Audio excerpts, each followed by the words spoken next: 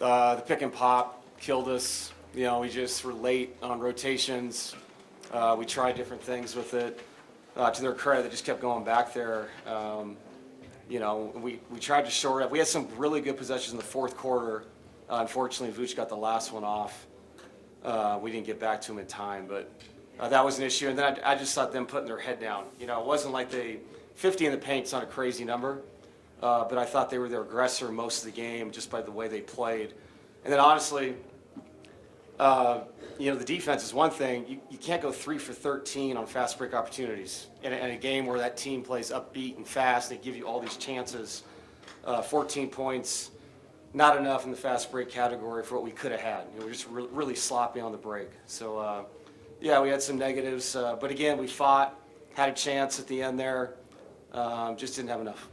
Jokic was pretty far down, dropped on that last one for Vooch. Is that just the rotation needing to get over there faster? Yeah, we also were going to veer off and how we're small, just kind of go back. I think the way they ran it, though, it almost felt like there was no pick. And so is there no coverage?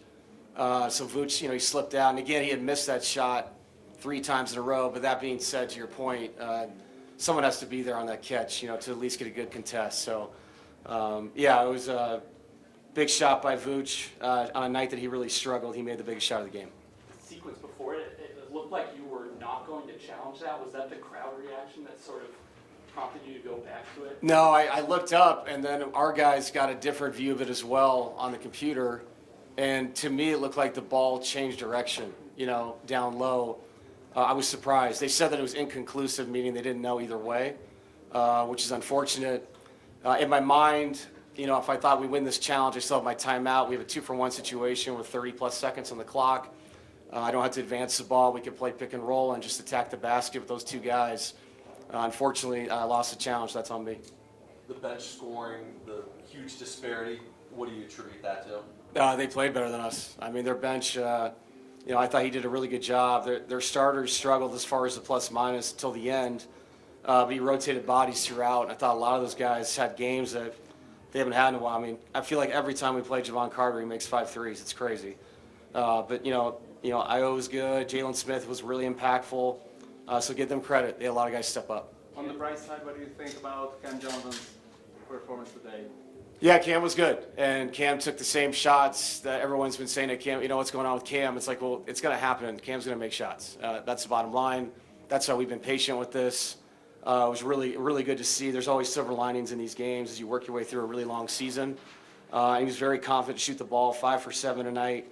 Hopefully that's just kind of a launching pad for Cam. You did say it would take 10 games, but it's at 12. So Yeah. it's on you. It is on me. Yeah, no, it's I just think the biggest thing for Cam is just to continue just to take what's there. You know, that like all of our guys, the same idea.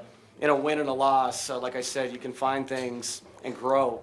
And as an individual and as a team, and tonight as an individual for Cam, it was a great night. Does coming back from 18 in the first half take something out of you when you start the second half? Yeah, and that's why you can't start the game that way. I just thought we just got up and down with them. You know, we were scoring. It's always the tough one with us. You know, I knew coming back from that trip we'd be a little lethargic.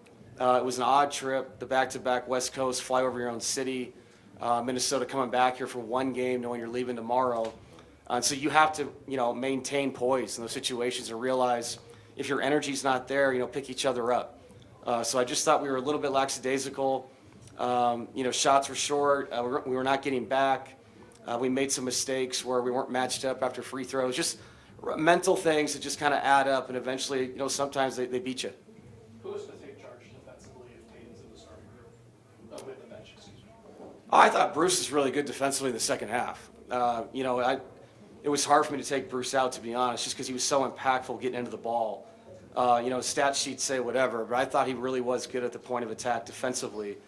But yeah, and again, the second unit, you just can't let your offense ever affect your defense. We didn't shoot the ball well tonight, you know, off the bench, and that can't lead to anything on the other end. It has to lead to more effort defensively when you can't make shots. You brushed on it. There is an old adage in the NBA that after a long trip, the hardest trip on that trip is usually that first game home. Mm-hmm. Why is that? Is it just a mental thing? Is it life catches up with you all of a sudden? I think so. Yeah, and I like I said, it's an odd one where you know you're leaving tomorrow too. You're home for a second, then you're out of here.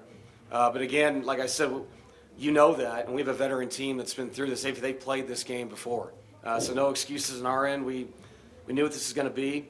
They gave us issues last year, and they gave us issues again tonight. And, like I said, the pick and pop stuff, we'll have to clean that up with the guys, going forward, because we're going to play teams that can stretch you out and pick and pop and shoot threes with their bigs. So just wasn't good enough tonight. AG has 24 points. Most of them are off 2-pointers. What does his malleability do for you guys offensively? Yeah, I just love when he's in attack mode. That's the thing. His shot tonight looked great. I know he was 1 for 5 from 3. Had a great look there in the fourth. But that's the thing. When he's in attack mode against smaller teams like this that play small, it's such an advantage for us. So 24 and 10 is a really good night, plus 18.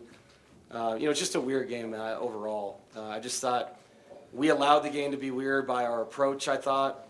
When you get into a game like that, anything can happen. Did you like that small ball bench unit and how they played with Aaron at 5 tonight? Yeah, I liked him defensively, and I thought we missed some opportunities early in that quarter. We got some stops and runouts, and again, to my point, 3 for 13 in fast break.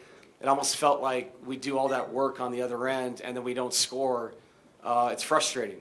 But they kept us in the game. They kind of, they broke into their lead a little bit. It got me a chance to get Nicola a break. I didn't want to run Jamal that long, but then he got it going with that unit as well. So I just like their defensive energy. The transition offense has been oddly, it's been a weak point for you guys this year, at least statistically. Is there anything you can kind of point to, or is it just game by game? It's just one of the things, that's how it's working out right now? Yeah, I think it's just what it is. But the efficiency is all that matters to me. It's not the points. And when you create 13, you look at it right now, they had 13 opportunities, they had 23 points. We had 13 opportunities, we had 14. So you get a +9 in a odd man situation, 3-on-1s, 3-on-2s. You have to score baskets in those situations. We just didn't do it.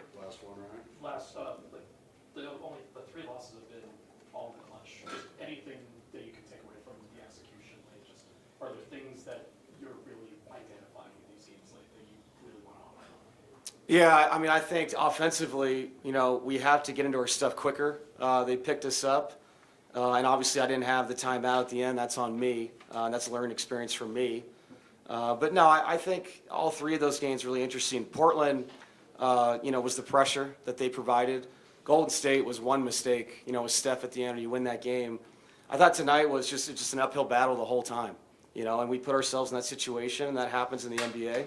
And we'll learn from all 3 situations going forward, and it's good tape to watch to learn from as a team. I have a major belief in this group in the clutch, so we'll have more of these games. We'll get better as we go.